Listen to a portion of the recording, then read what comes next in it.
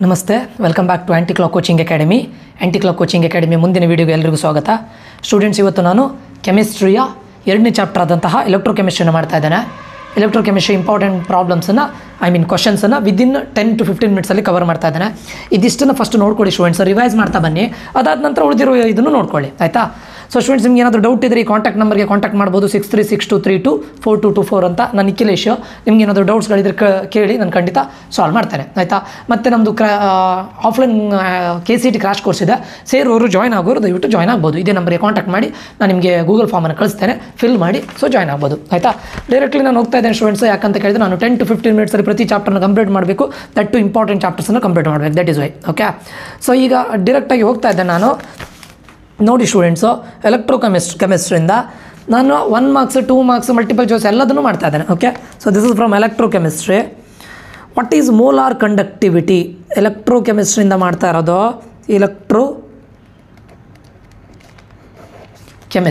ಎಲೆಕ್ಟ್ರೋಕೆಮಿಸ್ಟ್ರಿಯಿಂದ what is molar conductivity, ಇದೆಲ್ಲ definition ಯಾವ ರೀತಿ ಕೇಳ್ಬೋದು ಸ್ಟೂಡೆಂಟ್ಸ್, ಅದಕ್ಕೋಸ್ಕರ ನಾನು ಎಲ್ಲದನ್ನು ತೊಗೊಂಡಿದ್ದೇನೆ, ಆಯಿತಾ? What is molar conductivity? Molar conductivity of a solution at a given concentration is the conductance of the volume V. ಏನು ಕೇಳಿದ್ದಾರೆ? ವಾಟ್ ಈಸ್ ಮೋಲಾರ್ ಕಂಡಕ್ಟಿವಿಟಿ ಅಂತ ಕೇಳ್ತಾ ಇದ್ದಾರೆ. ಮೋಲಾರ್ ಕಂಡಕ್ಟಿವಿಟಿ ಬಗ್ಗೆ ಕೇಳ್ತಾ ಇದ್ದಾರೆ.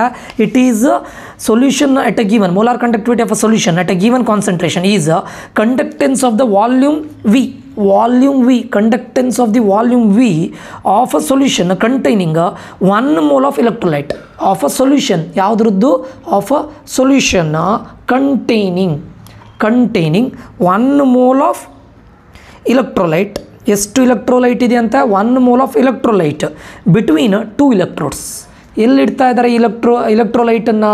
Between 2 electrodes with area of cross section A. Area of cross section ಏನಾಗುತ್ತೆ? Area of cross section A. Okay, A and distance of unit length. And distance of unit length ಅಂದರೆ 1 metre 1 centimetre. Distance of unit length, unit ಅಂದರೆ 1 ಅಲ್ವಾ? Distance of unit length. So ಅದನ್ನು ಯಾವುದರಿಂದ denote ಮಾಡ್ತಾರೆ ಹೇಳಿ? Which is denoted by delta M. ಇದು molar conductivity. Molar conductivity ಅಂದರೆ ಏನು ಹೇಳಿ?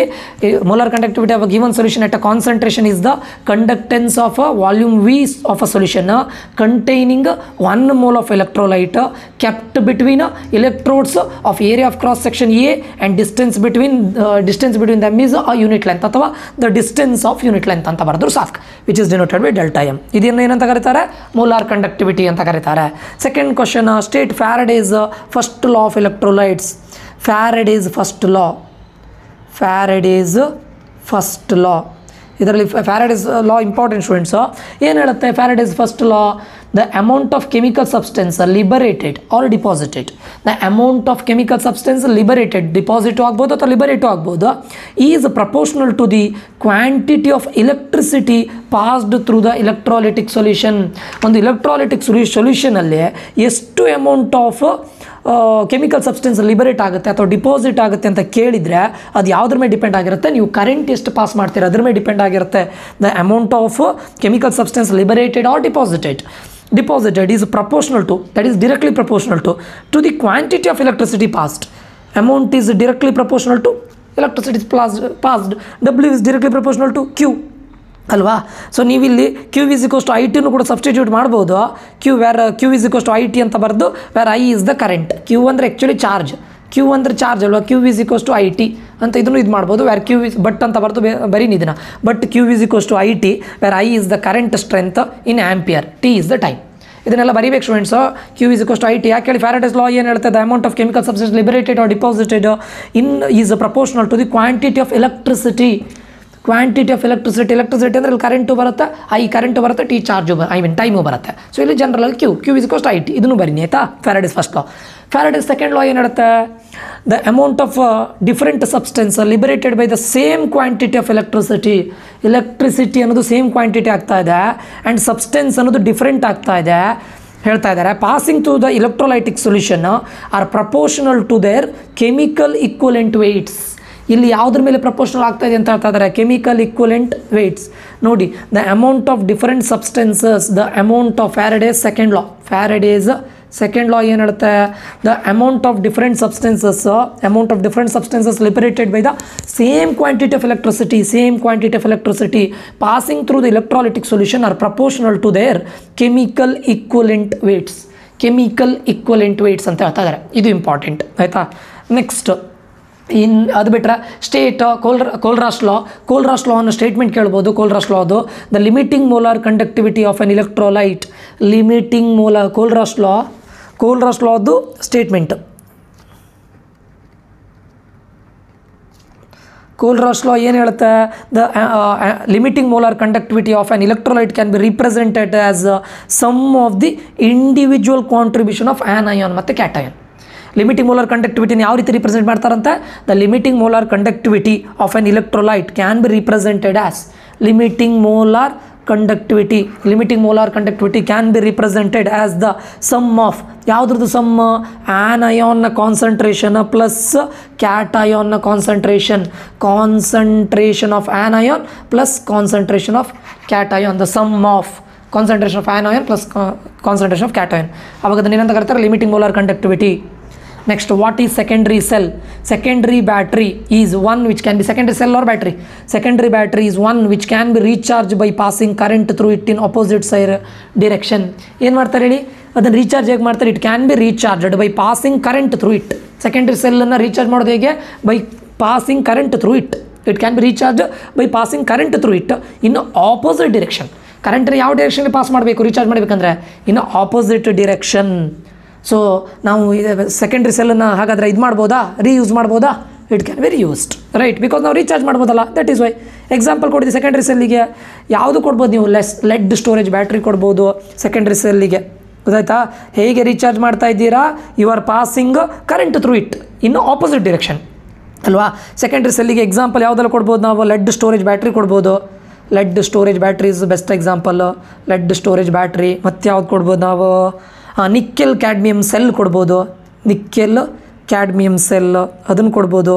ಎಕ್ಸಾಂಪಲ್ ಇದೆಲ್ಲ ಯಾವುದಕ್ಕೆ, secondary storage battery. Okay, next write the symbolic representation of standard hydrogen electrode.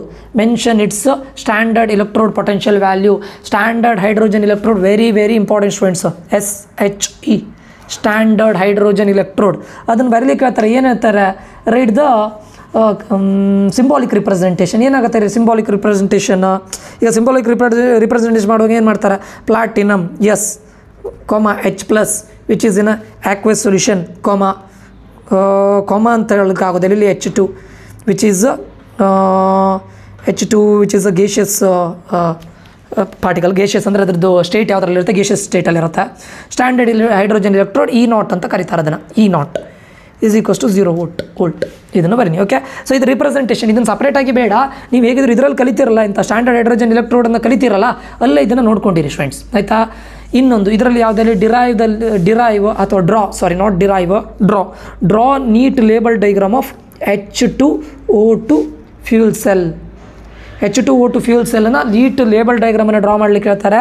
ಅದನ್ನು ಡ್ರಾ ಮಾಡಿ ಎಲ್ಲಿ ಕ್ಯಾಥೋಡಲ್ಲಿ ಏನು ಆಗುತ್ತೆ, ಆ್ಯನೋಡಲ್ಲಿ ಏನಾಗುತ್ತೆ. ಕ್ಯಾಥೋಡಲ್ಲಿ ಆಕ್ಸಿಜನ್ ವಿತ್ ವಾಟರ್ ರಿಯಾಕ್ಟ್ ಆಗುತ್ತೆ, O2 + 2H2 which gives 4 electrons with 4 electrons which gives hydroxide OH. ಆ್ಯನೋಡಲ್ಲಿ ಏನಾಗುತ್ತೆ, 2 hydrogen 2H2 + 4OH which gives 4H2O plus electron, ಆಯಿತಾ. So ಅದನ್ನು ಬರಿಬೇಕು, ಹೈಡ್ರೋಜನ್ ಇದು ಕಂಪ್ಲೀಟ್ ರಿಯಾಕ್ಷನ್ನ ಬರಿಬೇಕು, ಪ್ಲಸ್ ಎಕ್ಸ್ಪ್ಲನೇಷನ್ ಕೊಡಬೇಕು, ಯಾವುದು O2H2.